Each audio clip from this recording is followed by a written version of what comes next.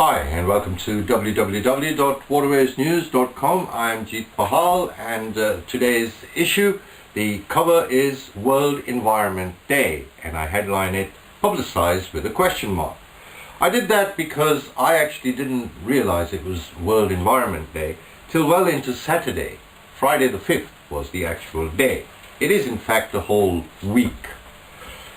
But I didn't realize, and I felt negligent, and I thought, well, how could I miss that? Me, a publisher and a provider of, highly relevant environmental news, the world's waterways. And then I began to look into things and I realized that it wasn't me at all. I think it was really bad publicity from the United Nations. It's a UNEP initiative that's part of the UN, and when I then got to their site, I found the communication director having a little bit of a lunch break walk around trying to explain what this thing is. I felt the whole thing was half-hearted, and in 25 years of news sourcing and news delivery, I thought the whole effort pathetic. When I delved further into looking for publicity material that one could use to make people aware, that is, because the theme this year is Your Planet Needs You, Unite to Combat Environmental Change, I came up with absolutely no press resource whatsoever.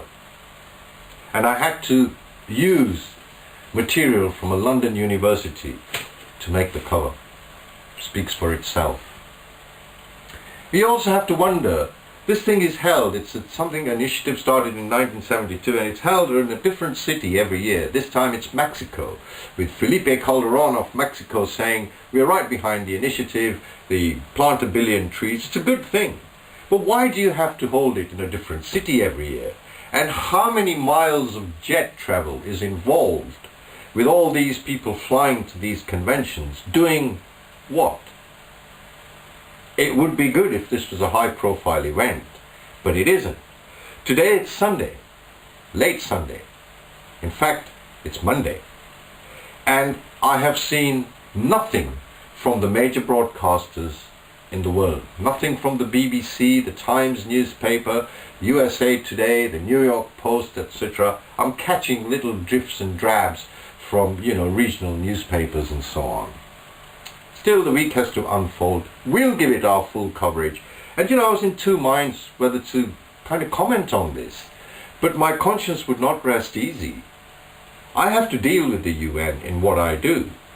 I make use of their beautiful maps and their immense resource from their other departments, which I think are superb in their publicity, their personality, and how they put information across.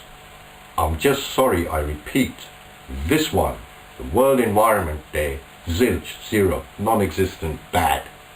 Please, let's have a little bit more focus on it next year. I'd advise you to look at Greenpeace and see how they get their publicity. You might learn a bit.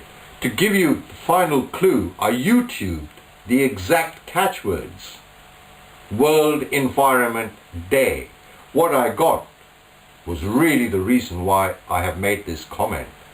I ended up with 4 or 5 run-of-the-mill, badly shot videos. The first one pertaining to Wellington last year, the second one a Michael Jackson song, and the third one relating to Wellington again, and then right down to 2005 and so on, which obviously they were better run. Nothing, absolutely nothing about the 2009 World Environment Day. This is YouTube. This is the medium by which the current President of the United States made his mark. YouTube. YOUTUBE. Okay, you can catch us on YouTube as well. Inside this current issue, you've got so much. I just have to kind of very quickly go through it. No way can I even retain it, even though I wrote most of the words on this. We've got drifting in Zhejiang province and other places in China. A look at ancient waterways 500 years before Marco Polo. The Silk Road and silk dyeing and rice wine making concerns ancient on this river and how people live. Not much has changed. A bit of a glimpse of real China for you. It's very, very well illustrated. The Venice of the East, they call it, and one wonders actually if Venice should call itself, you know, the West Venice of the East, if you like, because I reckon those places came before Venice. The London Olympics, they started to transport, as they promised, the building materials on boat after the dredging operation, which was completed last month. An amazing pin drop silence demanding talk about the garbage, plastic garbage islands that we have in our oceans now, from Captain Moore, the man who discovered all this. Apparently there's an island twice the size of Texas in the Pacific alone, which is just a soup of plastic. You've got to see this. Boris Johnson, the London mayor, took a tumble into the river, and that had its own mood and flavour in the press. The hapless buffoon, as they call him, I thought Boris did quite well, both his composure and also the mere fact that he did that stumble brought the whole operation a lot more publicity than it otherwise would have. The British Navy destroyed a skiff and some weapons out in the Gulf of Aden. They had to let the men go because unless they are in the actual act of piracy, they cannot be prosecuted. Makes sense, because they could quite easily say that they're there and they're armed, because all sorts of other armed people are in their waters. The first ship, after a very long time, cargo ship, is making a direct passage from Vietnam to the United States. Old rivalries and foes can heal.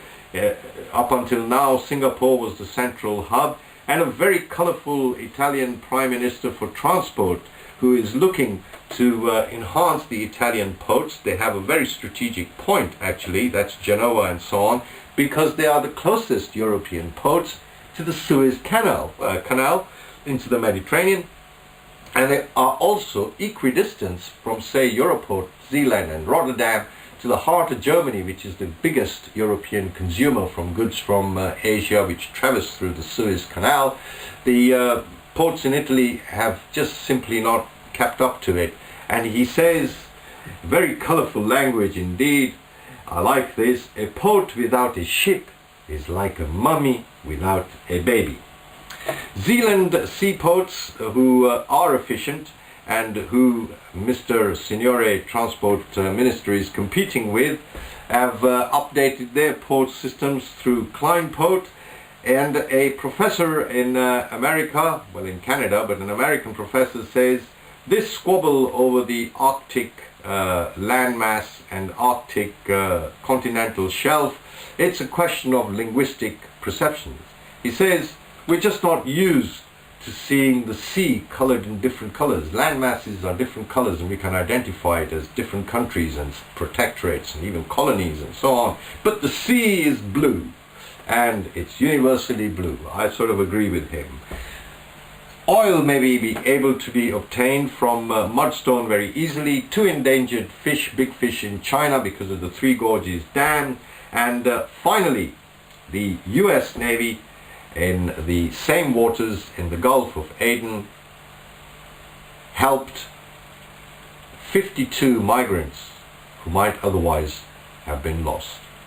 This is Jeet Bahal from waterwaysnews.com. Check us out on Waterways News TV on YouTube, Waterways News on Twitter, and until we meet again tomorrow, from me and from Captain Thoughtful, may God smile upon you. Bye-bye.